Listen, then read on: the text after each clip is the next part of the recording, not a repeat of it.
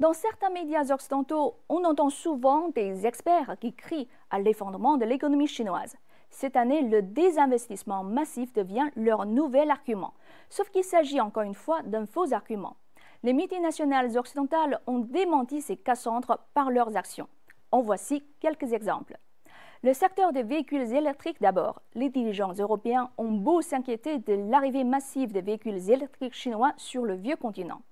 BMW a annoncé en mai dernier un investissement d'1,3 milliard d'euros pour produire en Chine sa future gamme de voitures électriques et les batteries associées à partir de 2026. Même chose pour le géant américain du café. Starbucks a ouvert en septembre dernier près de Shanghai un parc d'innovation pour un budget de 220 millions de dollars afin d'approvisionner toujours plus de magasins alors qu'il en possède déjà 6500 en Chine répartis dans plus de 250 villes chinoises. Pourquoi ces multinationales occidentales agissent contrairement au jugement des experts occidentaux? Parce qu'elles font leurs propres analyses, restent connectées sur le terrain et saisissent les opportunités qui se présentent en Chine. C'est le cas de l'entreprise environnementale française Suez implantée en Chine depuis un demi-siècle.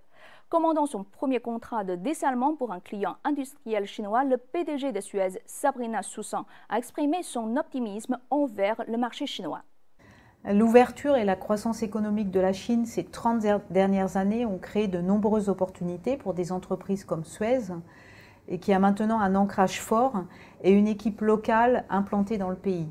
Le gouvernement chinois continue de faire du développement durable une priorité forte et nous en sommes ravis. Et Suez se tient prêt à saisir ces nouvelles opportunités qui en découleront. Certes, les multinationales sont moins optimistes. Certes, la concurrence est de plus en plus acharnée. Certes, le fort rebond post-Covid espéré est moindre que prévu. Certes, les tensions entre la Chine et les États-Unis les inquiètent. Néanmoins, elles ne quittent pas la Chine. Pour une raison très simple, le marché chinois est unique.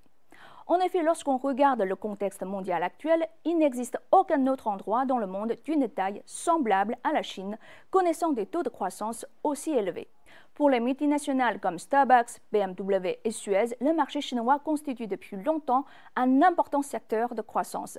C'est pour cela que Joe Nai, président du bureau Chine du cabinet de conseil McKinsey, lorsqu'on lui demande où se trouve la prochaine Chine, il a dit ceci: la prochaine Chine, c'est la Chine.